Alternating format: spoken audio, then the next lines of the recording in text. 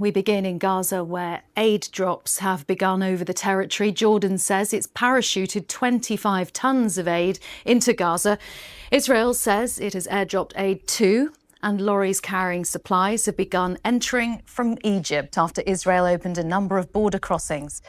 The developments come after the Israeli military announced a tactical pause in 3 parts of Gaza to allow food and medicine to be distributed. Those areas are Al-Mawazi, Deir al-Balah and Gaza City. Aid agencies have been warning that mass starvation is taking hold in Gaza, with the health ministry there saying 6 more people have died from malnutrition, bringing the total to 133, including 87 children. Medical officials also say at least 9 Palestinians were killed and 54 others wounded in an Israeli shooting apparently targeting civilians gathered at an aid convoy route in central Gaza. The BBC and other international news organisations are prevented from reporting inside Gaza by the Israeli government. Amir Nada sends this report from Jerusalem. Footage released by the Israeli military showing its planes dropping 7 packages of aid into Gaza, where 2 million people are facing a hunger crisis. Jordanian and Emirati planes are expected to follow. Humanitarian agencies have called airdrops a distraction, that what's needed to loosen the deadly grip of starvation are not planes, but for Gaza to be flooded with aid by land. When aid is airdropped, it causes injuries and damage. They cause massacres on the street. We are coming here for death. All these people, the people who die every day. If 1, 2 or 10 boxes are dropped, all these people cannot take them. Only 1 or 2% of people get the aid. Today, Israel also announced it would implement humanitarian corridors for aid distribution by land, addressing a key demand from aid agencies that the military allows the safe passage of trucks, following repeated deadly incidents in which they accuse the Israeli military of shooting Palestinians crowding the convoys. But already today, as footage showed trucks at the border firing up their engines and moving through the Rafah crossing into Gaza, at one hospital, medical officials said at least 9 people were killed when Israeli troops shot at Palestinians waiting for a convoy. The Israeli military has been reached for comment. It has previously said it uses only warning shots. The way of aid is very harmful and dangerous, but we go out for the sake of children, because a child cries, telling you, "Uncle, I want a loaf of bread." It breaks your heart. It feels like a million knives into your heart.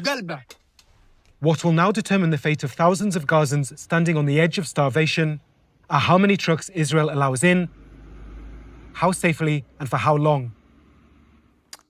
Amir Nada reporting from Jerusalem. Let's also speak to our correspondent Hugo Bashega, who's in Jerusalem. Hugo, what sense do we get of how much aid has managed to get in?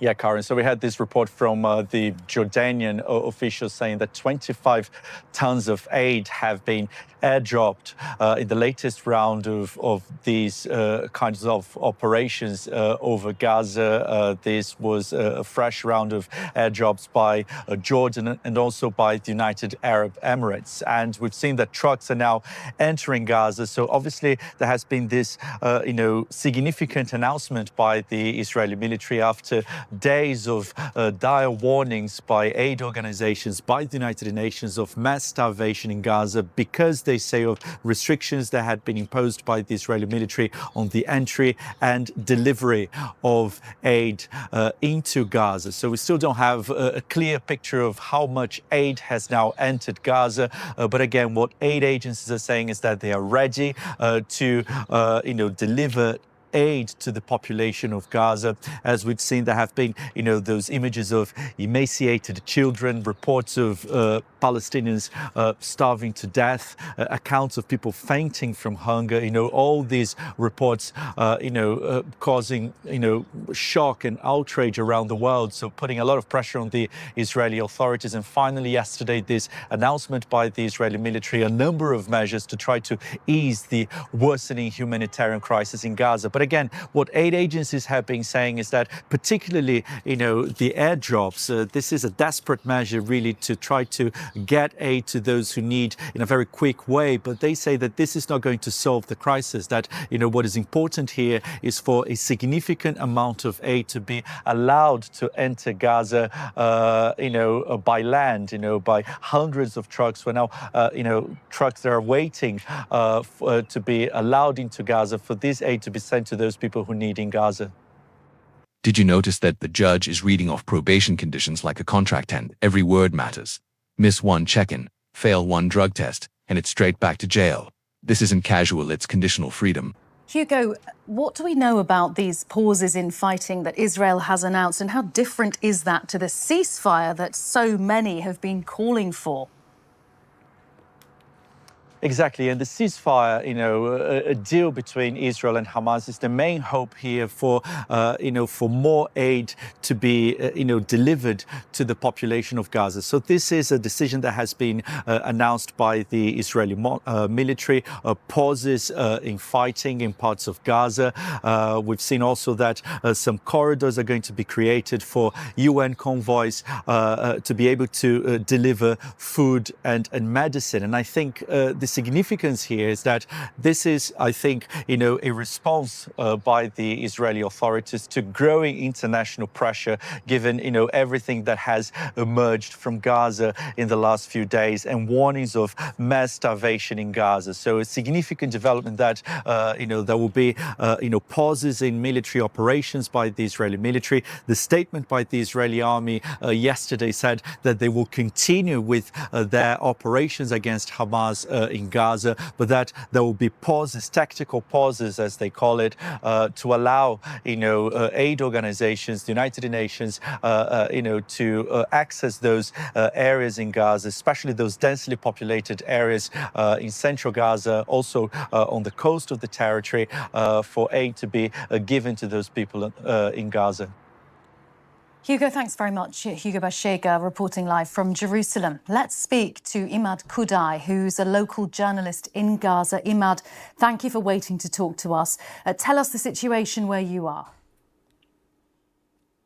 Well, the situation is not that much different, actually, but let us say that today is better than the last time I appeared here in an interview to BBC News Channel. People are still suffering from starvation, but right now the situation is a little bit better. Maybe you managed to get a piece of bread at the moment after allowing hundreds of trucks of food and other medical supplies to be reaching Gaza, of course, today, after the Egyptian side took the permission from Israel and after the humanitarian troops, Israeli military forces started to announce in too many places here in Gaza, like Al-Mawasi, the west of Khan Yunis, where I talked to you from, and Deir al-Balah and Gaza City. So the situation has started to be good a little bit, but the problem that we face is due to the huge number of hungry people following the trucks wherever they go when they get their path to the stores of the humanitarian organizations is still the same. A lot of the trucks have been seized by huge numbers of hungry people, and thieves here, groups of thieves are attacking those trucks, so they do not get the chance in order to be saved in the stores of the humanitarian organizations until they distribute them between the people that need here in too many places, and a huge number of people are in need to those trucks. So today, really good news we got from the Egyptian Red Crescent, which is in the few coming days, they are going to allow more and more trucks to be reaching Gaza, which is going to decrease the volume of the starvation we started to suffer from in the last days recently. And, the name of this, convoy is a bright food from Egypt to Gaza. Something else we can describe, and we have seen by our eyes from here, the sky of Al-Mawasi, the humanitarian planes are dropping aid in the sky of Al-Mawasi. We have seen too many planes coming, but the problem is the most of those, packages have been dropped from the sky did fall in militarized places where if you go there, you will put yourself in a very big risk. And those places are evacuated under the Israeli control. So it's really risky to go to those places where the packages from the planes fell down. Right, so you are seeing aid being dropped from the sky, but what you're saying is where that aid lands isn't always possible for people to get to safely? Well, because of a lot of hungry people, we do not blame them actually, because some families and thousands of families did not manage in the last maybe month or the last 2 months to get a piece of bread. So this is understandable for people suffering from the starvation for a long time to go there. But the problem is some of the thieves, those thieves are maybe sometimes militant. They attack the trucks, and those things should be controlled by the permission will be taken from the Israeli military forces. What is this? What this permission is about is to provide the protection units of Gaza, the security guards, to go and secure those trucks to be reaching the stores of the humanitarian organization safely. Because whenever those protection units appeared in the front of the drones of the Israeli military forces, they have been targeted many times. So right now, it is really difficult with no taking the permission from Israel to protect those trucks again, because the security guards, the protection units are afraid of this kind of step. Ufen, other theft, another court date, and now the judge is laying down boundaries. Ever wonder how courts enforce no contact with stores like Walmart or Target? Yep, GPS ankle monitors and surveillance footage. Big Brother is watching. Imad, what has it been like personally for you to get access to food over recent days? How difficult has it been? It's like something I miss so much, actually, some types of food. Still, the prices are really high when you go to the market, because some of the merchants started to get the goods they have hidden for a long time in order to control the high prices here in the markets. But right now we can manage a little bit food from the community kitchen. Sometimes some initiatives here in my camp have been run, run by some of the charity workers. So we managed to get a piece of bread after a long time, and that was really very happy moment.